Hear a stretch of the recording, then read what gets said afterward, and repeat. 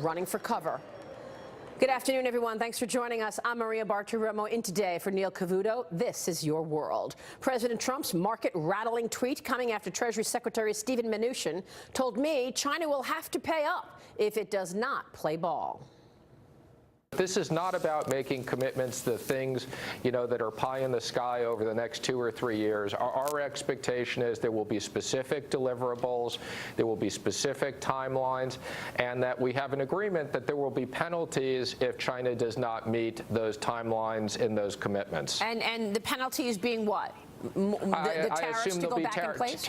Tariffs, but without reciprocal tariffs, attacking us.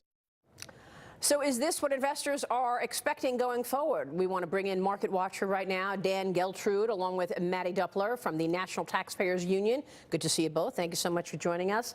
Your reaction to this serious sell-off this afternoon? I think it's ridiculous, Maria. I think that this sell-off is a complete overreaction. When you look at what's going on here, what's changed? Actually, all we've gotten has been good news. We're far better off today than we were weeks ago, yet the market is reacting so negatively simply because Trump referred to himself as a tariff man.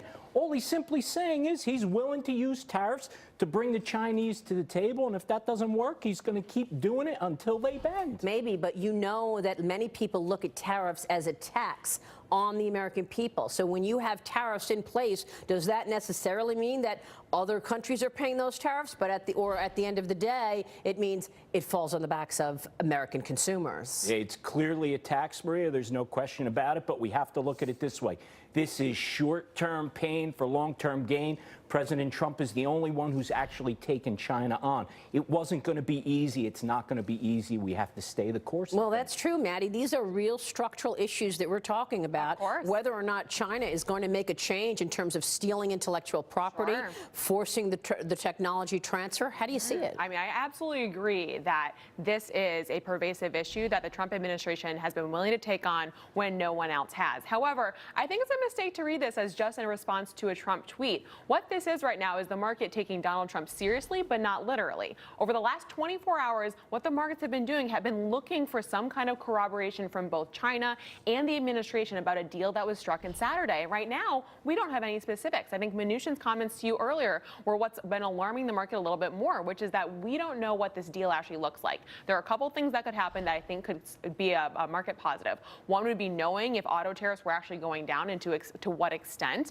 Remember that we've got retaliatory tariffs from China on United States auto products, and that raised them all the way up to 40%. So when Trump says they're coming down, are they coming back down to 15% like they are the rest of the world? We don't know. But we also need to know what kind of market access the Chinese government is going to give to the United States for its ag and energy products. Those kinds of specifics are crucial to find out. And so far, we haven't heard anything from the Chinese after Saturday's dinner. Let me go ahead, Jan. Well, we're just starting the process. I mean, we're only a couple days into this. I mean, the problem is, though, the clock is ticking, right? According to Donald Trump, the time clock started on Saturday. We have 90 days. We're 2 or 3 days in. Let's give it a little bit of a chance. Look, Peter Navarro said earlier today that he sat there with Donald Trump and President Xi. President Xi went through 142 points that the United States put forth. He went through every single one and address them.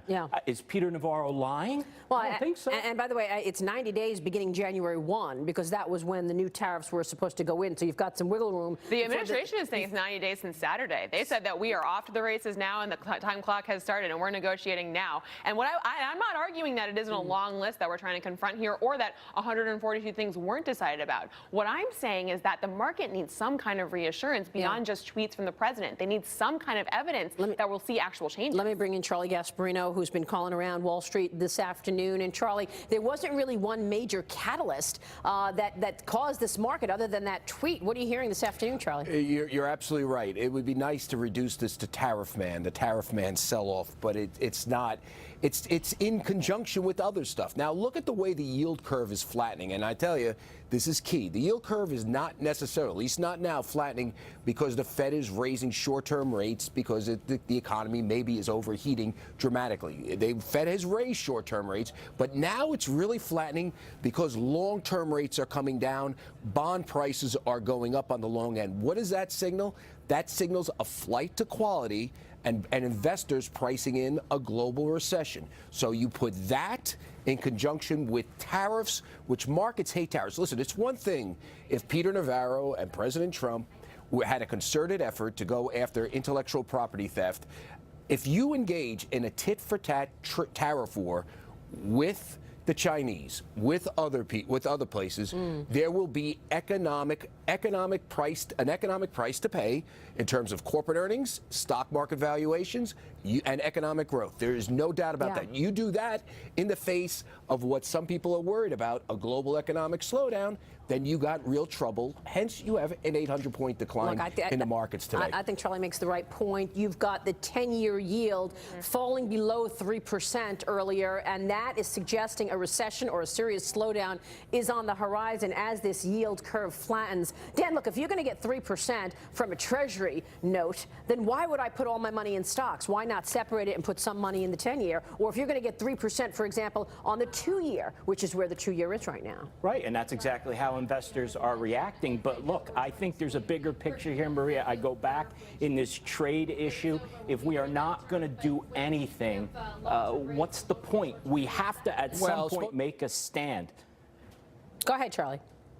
Wrong thing. I mean, one of the, I think the problems with the trade stuff, which has the markets spooked essentially, is that it's not coherent. It's not like we are joining our European partners to isolate China, to put them on notice on intellectual property. It is literally, let's throw a tariff at them. I am tariff man here.